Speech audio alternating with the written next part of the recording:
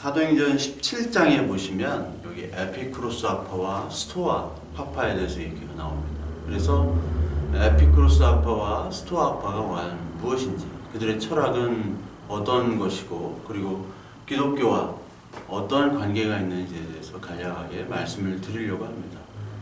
에피쿠로스라는 것,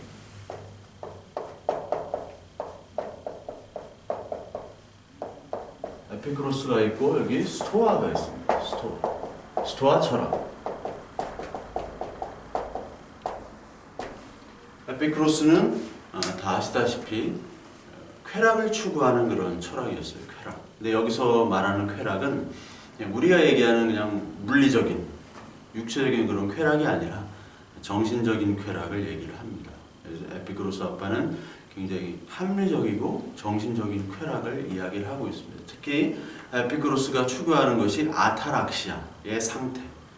그 아타락시아의 상태는 육신과 정신이 평온한 상태를 아타락시아라고 얘기를 해요. 그래서 아타락시아의 상태를 이 에피쿠로스는 추구를 하고, 반대로 스토아 아파도 역시 정신적인 평안을 원하는데 여기는 아파데이아라고 얘기해요. 아파데이아,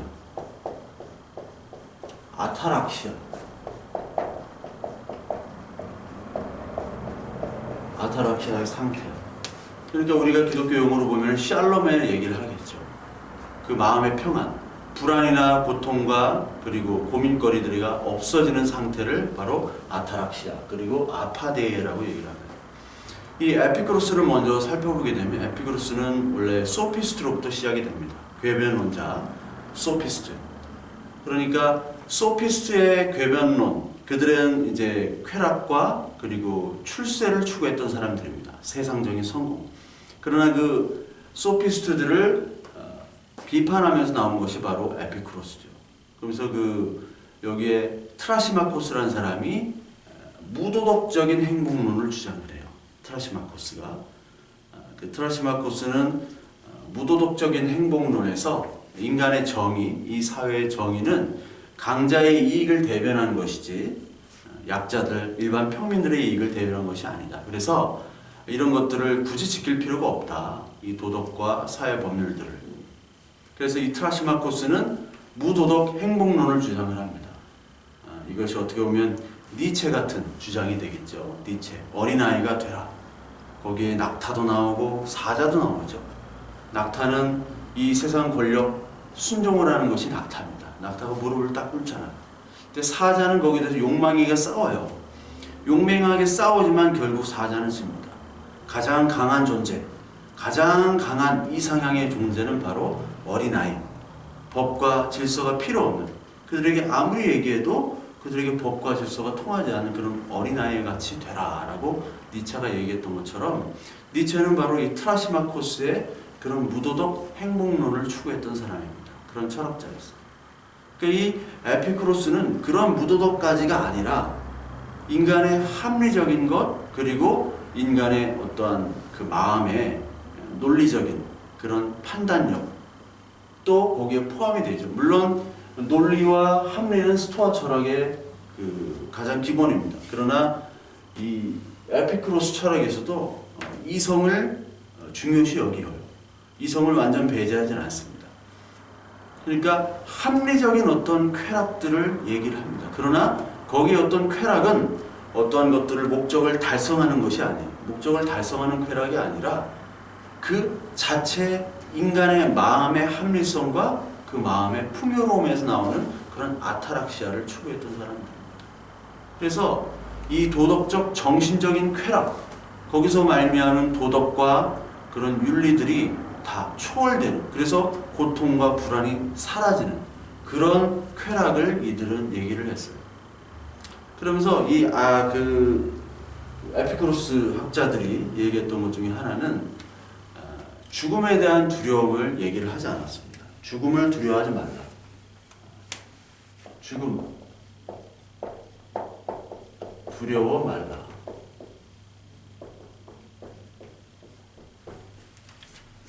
인간의 죽음에 대해서 그들은 많이 얘기했습니다. 인간의 죽음, 그리고 신에 대해서. 그래서 이들은 고통의 원인 그리고 아픔의 원인 이런 것들이 신의 벌이 아니다. 이 당시에는 어떤 하나님, 신이라는 존재가 우리에게 벌을 내려가지고 우리에게 고통을 주거나 우리를 아프게 했다라고 생각하는 경우가 많았죠.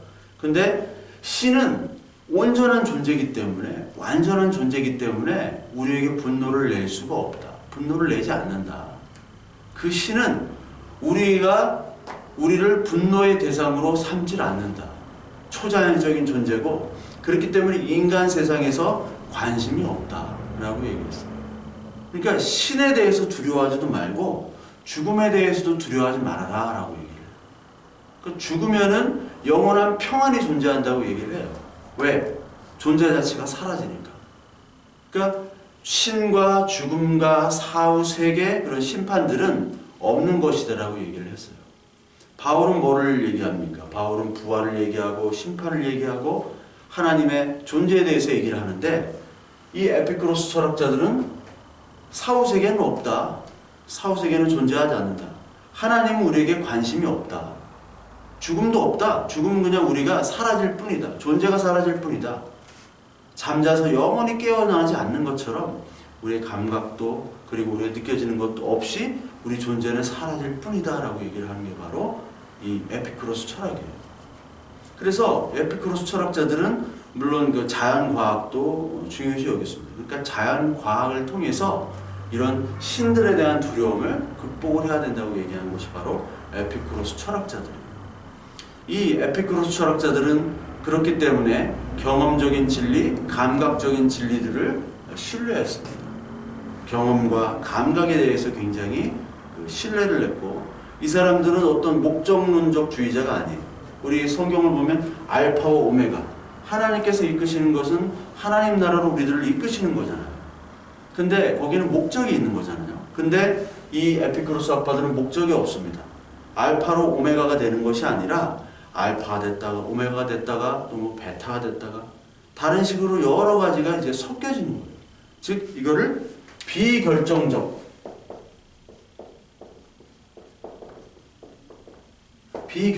사진, 결정된 게 없다. 예. 비목적적, 비숙명적 인 세계관을 가지고 있는 사람들입니다. 비목적, 비숙명 이런 세계관을 가지고 있어요.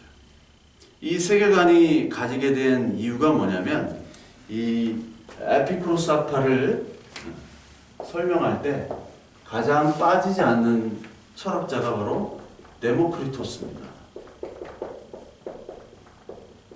데모크리토스라는 철학자가 있습니다. 이 데모크리토스는 바로 원자라는 개념을 얘기를 했죠. 최초로. 근데 이 데모크리토스의 원자는 최초의 운동력이 없는 상태의 운동을 얘기해요. 그러니까 이 운동이 어떠한 원인으로부터 됐다라고 얘기를 하지 않습니다. 그 반면에 아리스토텔레스는 그가 그 형이상학에서 형상인, 진료인, 운동인, 목적인, 가능인 이런 것들을 얘기했죠. 형상인은 그 이데아를 얘기하는 거고, 진료인은 그 이데아가 담긴 물질을 얘기하는 것이고, 운동인은 부동의 동작, 최초의 그 움직일 수 있는 그런 힘을 얘기해요. 목적인은 어떤 목적으로 이끌어가는 힘, 그런 원인. 그리고 가능인은 어떠한 태가 바뀌는, 뭐 기체에서 고체로 바뀌고 고체에서 액체로 바뀌고 그런 것처럼 가능해지는 이런 것들을 아리스토텔레스는 얘기했는데, 그와 반대로 데모크리토스는 이 운동의 원인이 없다, 우연적이다. 즉 이거는 자연 선택이랑 비슷하죠. 자연 선택. 자연 선택의 운동을 얘기하고 있습니다. 자연 선택 운동. 그러니까 우연성으로 이야기가 되는 거예요. 어떤 목적이나 뚜렷한 어떤 부동의 동작, 움직이지 않는 그런 움직이는 힘에 의해서 움직여지는 것이 아니다. 우연이 되어진다 라고 얘기를 하는 거예요. 그러니까 이런 자연 선택과 더불어 이 시대에게는 어떻게 보면은 이 양자역학적인 측면, 자연 선택과 양자 물리학, 양자 물리학의 측면이 이 에피쿠로스가 좀 가지고 있죠. 양자물리학은 어떤 뉴턴 역학과는 달리 딱딱 떨어지는 그런 측정 계수가 없잖아요. 측정할 수 있는 것이 아니잖아요. 불확정성의 원리, 그 하이젠베르크가 얘기했던 것처럼. 그에 비해서 스토아 철학에서는 이 뉴턴 역학을 얘기하겠죠. 뉴턴 역학은 딱 공식이 있지 않습니까? 일정한 공식에 의해서 이 우주가 움직여진다. 그건 이제 스토아 철학이 얘기를 하겠죠. 스토아 철학적인 모습입니다. 그래서 이 에피쿠로스적인 사고는 여러분가 아시다시피 그 에피쿠로스와 그 스토아에서 볼 때는 스토아 같은 경우는 아폴론적인 사고가 나와요. 아폴론적인 사고. 그런데 이 에피쿠로스는 그 디오니소스적인 사고죠. 디오니소스적인. 그러니까 어떤 일정한 논리와 목적과 이런 것들이 없이 어떤 무질서 속에서 그 원인을 찾는 그런 디오니소스적인 모습을 담고 있습니다.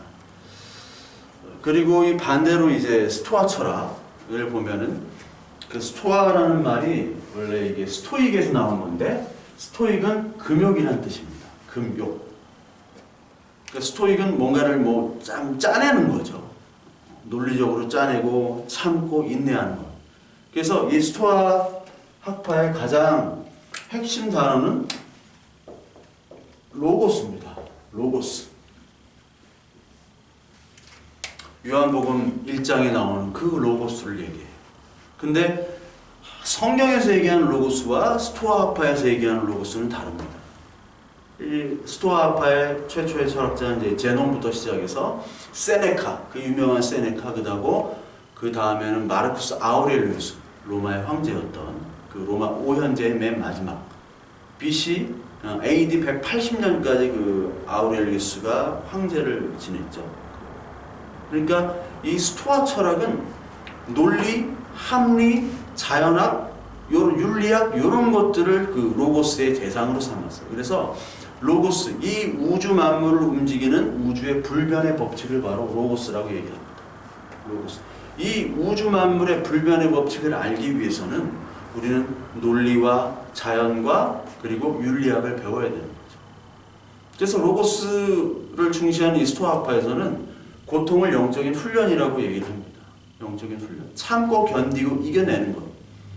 고린도서 11장 23절부터 보면은 바울이 이런 여러 가지 고난들을 겪었다. 그러나 이것들을 통해서 나에게 유익이 됐다. 바울은 계속해서 유익을 얘기해요. 자신의 고난과 그리고 인내를 통해서 하나님께서 나를 하나님의 자녀로 만들어 가신다. 그래서 어떻게 보면은 스토아적인 어떤 사상들이 같이 연결될 수가 있는 거예요. 실제로 알렉산드리아의 이제 필러라는 철학자는 이 기독교 사상과 스토아 철학을 이렇게 잘 섞어서 그런 사상들을 이제 발표를 했어요.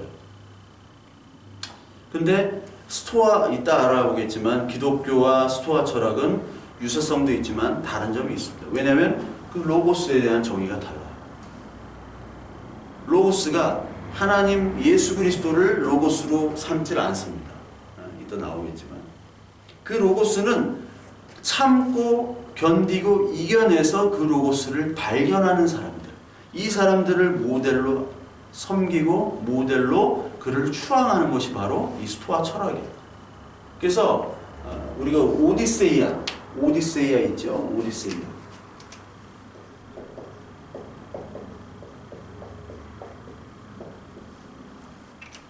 호메로스의 첫 번째 그 소설 일리아드에서는 그 트로이 전투를 했잖아요. 트로이 전투에 참가했던 그 오디세이아가 이제 고향인 이타카로 가는 그 10년간의 여정을 담은 게 이제 오디세이아인데, 거기서 오디세이아에서 그 도전 정신 그리고 그 역경들을 헤쳐나가고 10년 동안 그 싸워 나가면서 고향으로 결국은 도착을 하잖아요. 그 인간의 승리를 얘기하는 거예요. 인간의 승리. 그 인간의 승리를 바로 아레테라고 얘기합니다. 아레테. 이 아레테라는 것이 바로 인간의 최종의 목적, 이상향을 얘기해요. 아, 저 사람은 참 이상적인 인간이야. 참 모델이야. 롤 모델이야. 그게 바로 아레테. 아레테. 모든 역경을 이겨내는 그런 인간상. 그래서 오디세이를 보면은 거기에 뭐 사이클로피디안 그 외눈박이들이 그 있는 그 동굴에 잡혀가지고 거의 죽을 뻔한 거를 다시 기지를 발휘해가지고 살아나기도 하고, 세이렌이라는 그런 그 악령들이 그 소리를 내가지고 사람들을 유혹할 때 모든 사람들 귀를 막게 한 다음에 자기는 그 소리를 들어요. 들으려고 그 돛대에다가 자기 몸을 묶어놓죠. 종들은 다 듣지 말라고 하고. 왜?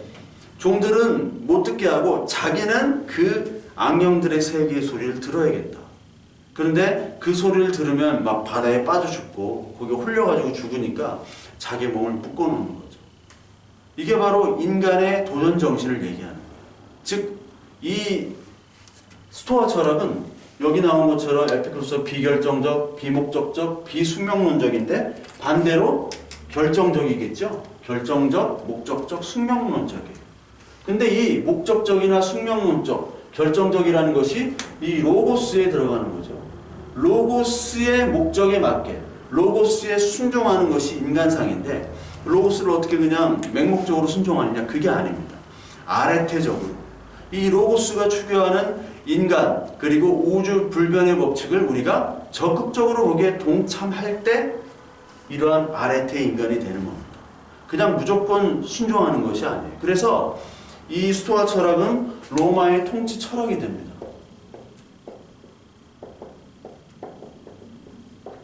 로마의 통치 철학이 돼요. 세네카 같은 사람이 이제 로마의 통치 철학을 계속 가르치잖아요. 특히 네로에게 세네카가 계속 가르치잖아요. 그러니까 네로 공부하기 싫으니까 나중에 이제 세네카 이제 죽여버립니다. 그렇게 이제 철학을 알려주고 논리와 윤리와 이런 것들을 가르쳐 주는데, 이것들이 결정적, 목적적, 숙명론적, 이 로고스, 인간과 우주의 불변의 법칙이 이런 것이니까 우리 인간은 거기에 이렇게 통찰력 있게 이성적으로 그것들을 알아내야 된다. 그것이 바로 신적 질서의 그 코스모스에 합류하는 것이다 라고 얘기를 하는 거예요. 그것이 바로 스토아 철학입니다. 그러니까 숙명론적이지가 않아요. 그냥 무조건 나는 그냥 거기에 순종합니다가 아닙니다. 스토아 철학과 그 로마 제국은 궁합이 잘 맞았어요. 로마 통치. 로마라는 국가를 로고스로 놓고 그 국가 통치 전략에 적극적으로 이 스토아파 철학을 이용을 했죠. 그래서 우리나라 국민교육 현장 이런 것들을 막 옛날에는 얘기하고 그랬잖아요. 그런 것처럼 어떤 국가에 대한 충성 맹세, 즉 국가에 대한 충성 맹세가 곧 로고스에 대한 충성 맹세. 로고스를 알아가는 인간이 참 인간, 참 좋은 인간. 그것을 계속해서 표방했던 것이 바로 스토아 철학입니다. 근데 이 스토아 철학은 또 결정적으로 범신론이에요. 그 사도행전 17장에 보면 알지 못하는 시인이라고 나오죠. 그런 것처럼 이 스토아 철학은 이 로고스 자체가 사실 범신론입니다. 어떤 이 세상의 우주의 불변 법칙들이 다 이 우주 만물 속에 다 깃들여 있다고 얘기하는 거예요. 그러니까 우주 만물과 인간의 이상향 자체가 신이 될 수 있는 겁니다. 즉 기독교에서 얘기하는 로고스와 여기서 얘기하는 로고스는 다르게 되겠죠. 근데 이 기독교와 스토아 철학과 비슷한 것들이 뭐냐면, 이 스토아 철학에서도 이제 spirit 이런 말을 많이 쓰고 conscious, logos, virtue, 도덕, 윤리, 덕, 그리고 정신, 혼, 양심 이런 말들을 많이 사용을 해요. 그러니까 인도주의, 박애주의, 휴머니즘 이런 것들을 스토아 철학이 많이 얘기합니다. 비폭력, 용서, 금욕, 절제, self-sufficient. 그 self-sufficient가 강한 인간이 바로 아레테고, 그 인간들이 바로 추구하는 그런 목적, 쾌락이 바로 아파데이아예요. 근데 그런 목적을 추구할 때 스토아 철학은 이제 아파데이아를 느끼는 거죠. 내가 고시 공부를 한 5년 동안 열심히 해가지고 그걸 이겨낸 거죠. 그 무료한, 그리고 그 정말 놀고 싶은데도 불구하고 놀지 못하고 열심히 공부해서 이겨냈더니 내가 고시에 합격했다. 그 쾌감, 그게 아파데이아예요. 근데 아타락시아는 굳이 그냥 그 공부하라고 그렇게 어렵게 하는 게 아니에요. 그것에부터 만족감을 느끼는 것이 아니라 그냥 오늘의 소소한 삶 속에서 소확행을 느끼는 겁니다. 아타락시아는. 그리고 어떤 결정적인 게 없으니까 우리가 굳이 막 목적지를 향해서 달려갈 필요가 없다. 어차피 우리는 죽는데 달려갈 필요가 없고 자연 선택이니까 어떻게 되려면 되고 말려면 말고 우리가 좀 편하게 살자. 마음의 안식을 얻자. 근데 이거는 어떤 목적을 달성해야 돼요. 아파데이아. 그게 좀 다릅니다. 그러나 여기에는 윤리와 도덕과 절제와 인도주의 파괴가 있죠. 근데 하나님이 다스리지 않는, 성령의 간섭을 받지 않는 이런 이성과 윤리와 도덕은 늘 상황주의 윤리와 상황주의 도덕관으로밖에 갈 수가 없어요. 그 대표적인 예로 마르쿠스 아우렐리우스가 대표적인 스토아 철학자, 양심을 얘기하고 그가 쓴 그 인생 철학관 있지 않습니까? 그 고백록. 고백록에 보면은 양심, 사랑, 평등, 용서를 얘기하지만 그때 기독교인들을 참 많이 박해를 하고 죽였습니다. 왜? 로마 통치 스토아 철학에 이 예수 그리스도는 반대가 되니까. 반대가 되니까 그래요. 그래서 많이 죽였던 거죠. 뉴턴 역학. 양자물리학과 대조를 뉴턴 역학. 딱딱 떨어지는 거예요. 스토아 철학. 그래서 에피쿠로스와 스토아는 이렇게 다릅니다. 그런데 이제 스토아와 기독교와 조금 유사한 점이 있죠.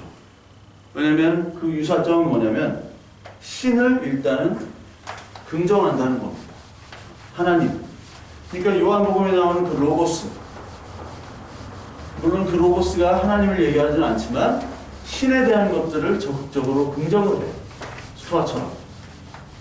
스토아 철학과 기독교에 대해서 보면은 기독교와 스토아 철학은 이제 신에 대해서 긍정을 해요.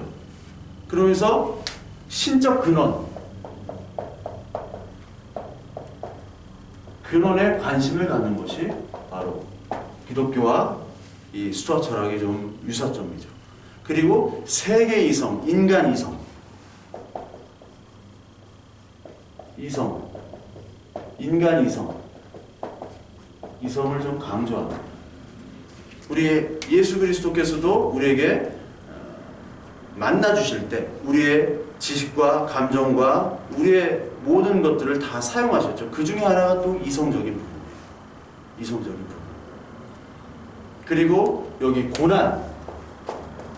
고난이 여기서는 로고스의 섭리. 우리도 비슷하죠. 고난을 통해서 우리가 하나님의 자녀가 되고 아들이 되고 그 고난을 통해서 우리가 하나님 나라로 가는 그 통치를 받는 것. 그리고 여기에 사랑, 용서, 인내 이런 개념들이 다 좀 비슷합니다. 그러나 또 다른 점은 뭐냐? 범신론이죠. 범신론입니다. 이 스토아 철학은 모든 만물에 신이 곁들여 있다라고 하는 범신론을 얘기를 해요. 거기다가 인간적인 완성이 바로 우리 하나님의 나라 자녀가 되는 거잖아요. 기독교는. 그런데 여기는 아레테가 이상형입니다.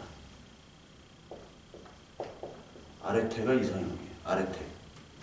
아레테는 그 로고스에 참여하는 자예요. 적극적으로 오디세이아 같은 그런 인물들. 이성과 윤리와 도덕을 통해서 우리가 어떤 롤 모델을 구성하는 거예요. 그러나 기독교에서는 그런 인간이 아니에요.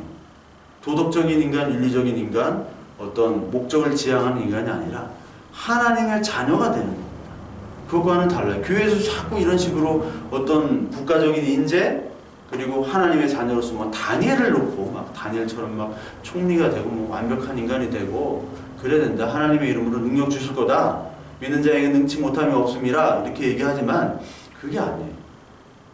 우리가 일단 죽어야 되는 거예요. 죽어야지 우리를 다시 살리시는 것이 바로 하나님의 나라의 자녀들입니다. 그런데 이 로고스 인간처럼 가르치는 사람들이 너무나 많아요. 아레테의 인간 아니라니까요. 그리고 여기 이 스토아 철학은 인본 중심이에요. 선행, 사랑, 자비 이런 거 하면은 이 세상이 좋아진다는 거예요. 그 양심 인성으로 천국이 간다는 거죠. 그러니까 이게 아리스토텔레스적 로마 캐톨릭 사상이에요. 로마 캐톨릭 사상이 바로 이겁니다. 로마 캐톨릭. 그리고 로고스가 초월적인 로고스가 아닙니다. 이 로고스가 하나님, 이들이 얘기하는 로고스 하나님은 초월적인 존재가 아니에요. 비초월. 즉 자연 법칙의 로고스예요. 그러니까 우리가 이 우주 만물이 막 이렇게 뭐가 펼쳐지잖아요. 참 신비잖아요. 이 과학이, 우주가. 근데 아인슈타인이 이런 얘기를 했죠. 그 양자 물리학을 끝까지 거부하면서 하나님은 주사위 놀이를 하지 않는다. 그 아인슈타인이 얘기하는 그 하나님은 바로 여기 스토아 철학에서 나오는 그 로고스예요. 비초월적인 하나님, 인격적인 하나님, 우리에게 말씀하시는 하나님, 우리에게 성경으로 계시하시는 그 하나님이 아니라, 오늘도 우리를 이끄시고 함께 하시는 그 하나님이 아니라 로고스, 자연현상 속에서 나타나는 그 알지 못하는 신비한 힘, 논리, 이성, 그거를 바로 로고스라고 얘기하는 거예요.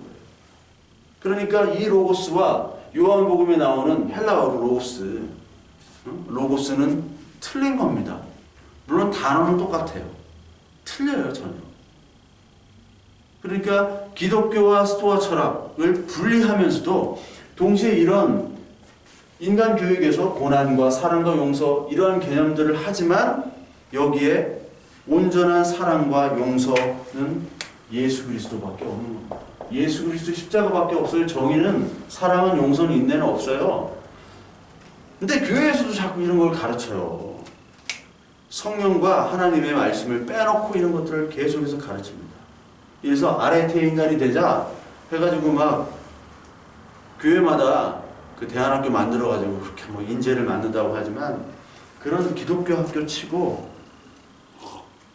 일반 학교보다 더한 서로 싸우고 서로 미워하고 그런 것들을 너무나 많이 들려요. 아니 기독교적으로 가르친다는데 왜 애들이 저 모양일까? 자꾸 이런 것들을 인위적으로 가르치고 주입하려고 하는 겁니다.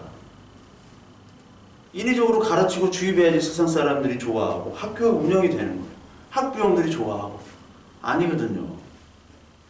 그 스토아 철학과 관계가 있지만 그들이 얘기하는 로고스 하나님은 다르고 또 여기는 범신론을 얘기하고 인간상 자체가 다르다는 거예요. 그러니까 잘 구분을 해야 돼요. 잘. 이걸 또 구분하지 못하기 때문에 사람들이 계속 범신론과 아레테를 교회에서 자꾸 가르쳐요. 이 스토아 철학, 에피쿠로스 철학은 교회에서 가르칩니다. 이거 뭔지도 모르고. 그 역사를 알아야 되고요. 그 근원을 잘 알아야 돼요. 역사 의식. 역사와 그 뿌리를 모르면 우리는 자꾸 감정적으로밖에 들 수가 없어요. 지금 얘기하는 진보주의자, 뭐 보수주의자, 뭐 기독교주의자, 뭐 설교 잘하는 분들, 뭘 하는 분들 다 뿌리가 없어요. 그 깊이 왜 이거에 나왔고 왜 이런 것들을 얘기하는지를 뿌리를 알지를 못하는 사람들. 그러니까 알지도 못하고 자꾸 감정을 선동하는 사람들이 인기가 생겨요. 그 사람들로부터 아, 저 사람 말이 맞구나 이런 착각을 느끼게 만드는 거예요. 그렇게 하는 사람들이 다 철학자고 에피쿠로스와 스토아 철학자들이 막 그런 변론을 할 때 이 온 뿌리 우주 만물의 조성자이신 예수 그리스도를 바울이 전했잖아요.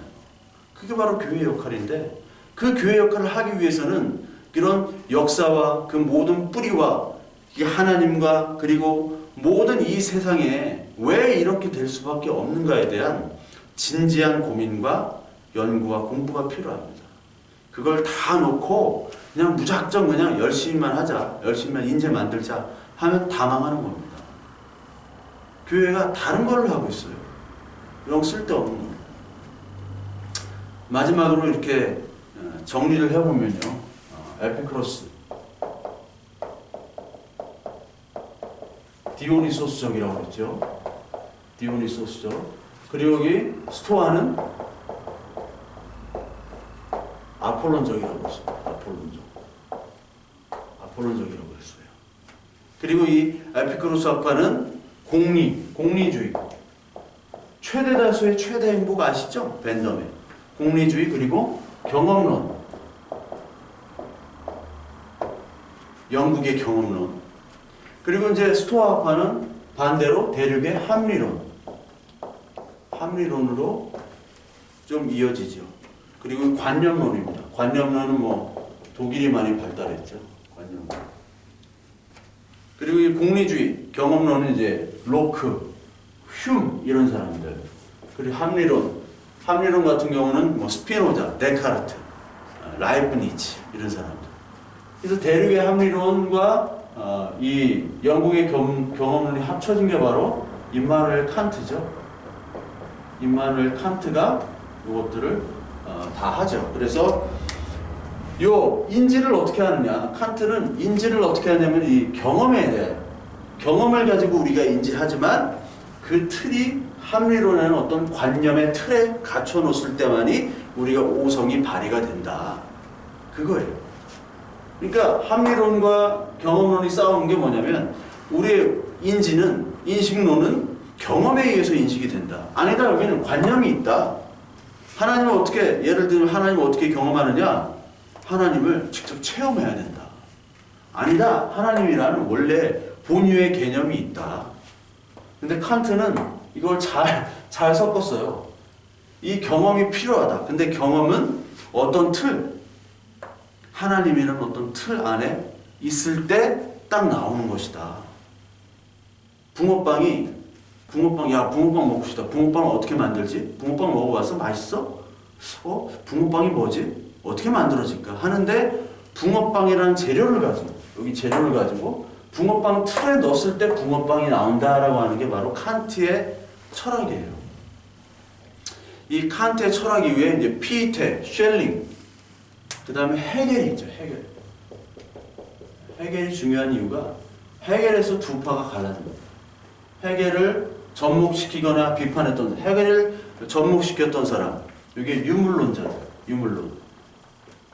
유물론은 이제 포이어바흐나 마르크스 이런 사람들이고, 여기 이제 헤겔을 비판했던 실존주의, 키에르케고르와 여기 니체, 이렇게 이 서양 철학이 이렇게 이어지죠. 그래서 에피쿠로스는 뭐 이런 것도 있고, 물론 공리 경험론은 합리론과 스토아 철학에도 물론 관련이 있어요. 그렇지만 크게 보자면 에피쿠로스 학파는 공리 경험론 그리고 합리론 관념론으로 이어지고, 이것이 칸트와 헤겔로부터 유물론과 실존주의가 됐다.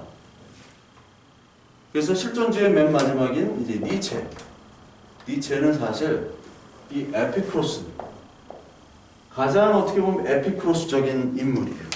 서양에는 니체 같은 인물이 거의 없어요. 니체가 거의 뭐 최초로, 니체가 또 동양 사상과 이런 에피쿠로스 전무가, 이때는 헤겔, 칸트 이런 논리적인 사람들이에요. 결국은 공리 경험은 다 논리입니다. 여기에 또 과학 실증주의가 발달을 했을 때인데, 여기 니체가 신은 죽었다. 신은 죽었다가 여러 가지 고티스트 토트, 이 말이 굉장히 여러 가지 의미를 다루고 있어요. 그냥 저 하나님이 죽었다 이 말이 아닙니다. 자꾸 목사님들이 그렇게 단순하게 인용하는데 제발 그렇게 단순하게 인용하시면 안 돼요. 그러니까 아는 게 없고 느낀 게 없고 깊이 생각하지 않으니까 그냥 문자적으로 단순하게만 그냥 교육을 시키고 있어요. 이게 문제입니다. 그러니까 스토아나 에피쿠로스나 이런 개념들 자체가 오늘날도 이어지고 있어요. 오늘날도 다 여기를 벗어나진 않습니다. 플라톤과 아리스토텔레스, 즉 이 개념을 벗어나질 않아요. 모든 세상의 만물들. 그러면 우리의 이 성경, 우리의 기독교, 이 사상, 이 기독교의 계시, 하나님의 계시를 이 세상 사람들이 자꾸 에피쿠로스적으로, 스토아 철학적으로 자꾸 나누고 있어요. 그것들을 어떻게 나눠지고, 어떻게 이것들은 잘못 나눠지고, 어떻게 이것들을 인용하고 어떻게 잘못 인용하는지를 우리는 알아야 됩니다. 그게 교회 역할이에요, 그게. 근데 교회에서 다 뭐 성경 공부는 많이 해요. 성경 공부 많이 하는데, 교재 놓고 맨날 담임 목사에게 순종, 11조 잘하고 뭐 주일 성수 잘하고, 이런 거 잘하고 예배 잘 드리고, 최고의 교인, 이게 바로 하나님 나라의 자녀. 그냥 딱 이렇게 도식화해버리면은 그것만큼 무지한 것이 없고, 그것만큼 참 어떻게 보면은 하나님을 작게 만드는, 그냥 교회 안에서만 놀도록. 그러면 우리의 자녀들, 우리의 젊은 친구들 다 이 세상에서 하나님의 나라의 자녀로서 살기가 굉장히 힘듭니다. 인식적으로도 아는 게 없으니까 하나님의 것들을 일단 이성적으로 다 포기하게 되거든요. 예수 그리스도를 믿는 것은 바울이 그 많은 지식들이 있지만 그 많은 지식들을 버렸죠. 하나님께서는 이런 지식들, 이런 논리적인 철학들을, 이런 에피쿠로스나 스토아 같은 이런 것들을 다 사실 버리게 만드십니다. 근데 그 전에 우리가 알아야 돼요. 알고서 버리는 것과 그냥 모르는 것도 버리는 것과 틀립니다. 알도록 우리는 모든 이 정보들을 많이 주셨어요. 지금 정보의 홍수의 시대에 살고 있습니다. 그래서 이 교회가 해야 될 일들은 바로 바른 하나님의 성령의 이성을 가지고, 그 성령이 다스리는 이성을 가지고 우리가 이런 것들을 공부하고 연구하고, 성경과 더불어 칼바르트의 말처럼 한 손에 성경 한 손에 신문처럼 우리가 이 세상의 것들을 예수 그리스도의 그 복음으로 우리가 해석하고 그리고 바라봐야 되고, 그 복음의 렌즈로 이 세상을 보면서 살아갈 수 있는 그러한 사람들로 키워져야 한다는 것입니다.